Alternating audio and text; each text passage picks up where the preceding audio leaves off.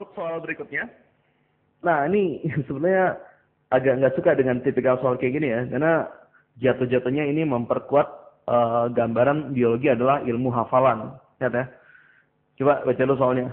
Mikroorganisme yang berperan dalam pembuatan kecap adalah jawabannya ini ya langsung aja. Kita udah tahu dari awal bahwa itu adalah Aspergillus wenti, nggak pakai L ya. Salah.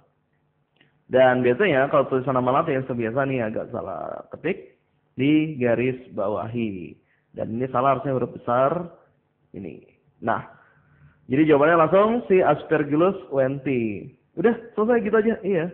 Kalau soal hafalan ya gitu. Ngafalin banyak kata-kata terus tanya, misalnya gini deh, apa ibu kota Peru? Jawabannya 5. Ya udah, apa lagi? Terus ada nggak pertanyaan berikutnya? Iya, sebutin salah satu. Nggak, 5 itu nama ya. Tapi kita bisa lihat bahwa gimana kalau ada soal-soal seperti ini yang nanya-nanya nama Latin. Sebetulnya biologi itu intinya itu bukan ngafalin, tapi tahu bendanya. Berdasarkan tahu bendanya, kita bisa menghafalkan secara otomatis. Contoh, Rhizopus oryzae itu adalah untuk pembuatan apa? Tempe. Sedangkan Neospora ini adalah untuk bioteknologi sederhana yang kita biasa buat makan kan, dimasakan namanya pembuatan oncom. Streptococcus lactis ini bisa untuk pembuatan yogurtnya ada laktis. Laktis itu ini laktis itu isinya apa ya? Asam laktat. Makanya yogurt itu rasanya agak-agak asam kan. Nah, kalau kita cuma ngapalin nama-nama Latin kayak gini, oh ya satu lagi, ini yang jawabannya, itu yang pembuatan kecap. Kalau kita cuma ngapalin nama-nama Latin kayak gini, ya udah jadi kita ngapalin. Tapi coba deh, sekarang kita lihat gambar-gambarnya masing-masing. Yang pertama, Rhizopus oryzae. Ya, kita sering lihat kan bahwa tempe yang masih bentuknya ini ada kacang kedelainya kan. Sebetulnya pembuatan tempe itu simpel. Dikasih kacang kedelai, lalu dikasih kayak semacam ragi. Nah, di antara kacang kedelai, coba lihat tempe yang mentah, itu ada kayak selaput putih-putih kan. Selaput putih-putih yang menghubungkan kacang kedelai satu dengan kacang kedelai lainnya. Nah, itulah yang disebut jamur tempe. Kayak gimana betul jamur tempe? Nih. Ya, silakan dilihat. Kok bentuknya hitam-hitam? Iya.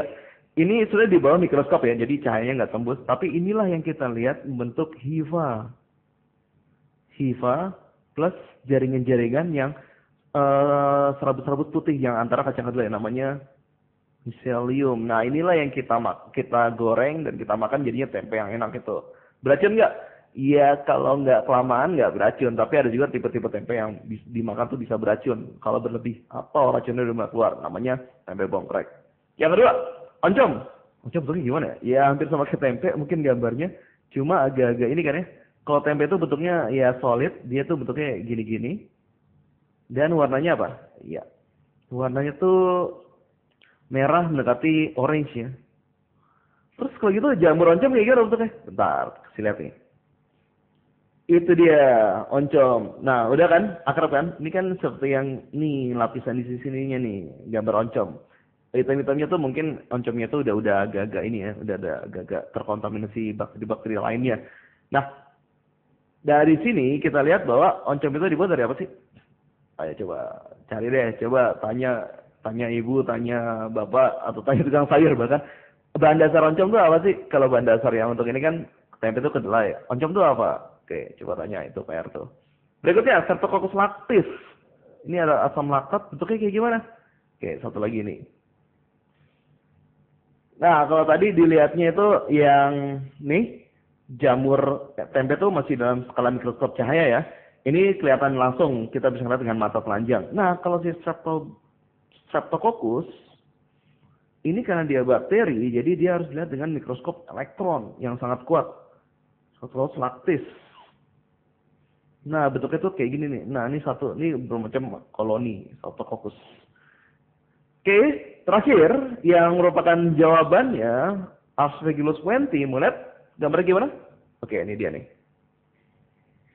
Ini dia yang terakhir, Aspergillus wenti. Ini juga dilihat oleh mikroskop cahaya ya.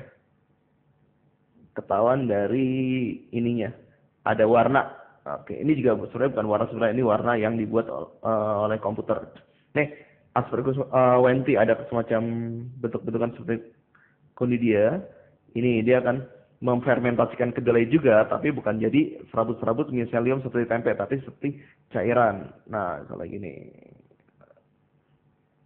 Nah, jadilah kecap yang kita makan. Ada yang makan kecap. Ya, kita apa kayak minum, ya, ada minum kecap nggak tegak. Nah, ini adalah memfermentasikan kacang kedelai menjadi kecap. Oke, selesai untuk jawaban ini. Oh, soal ini jawabannya Aspergillus wentii harusnya double E ya. Selesai.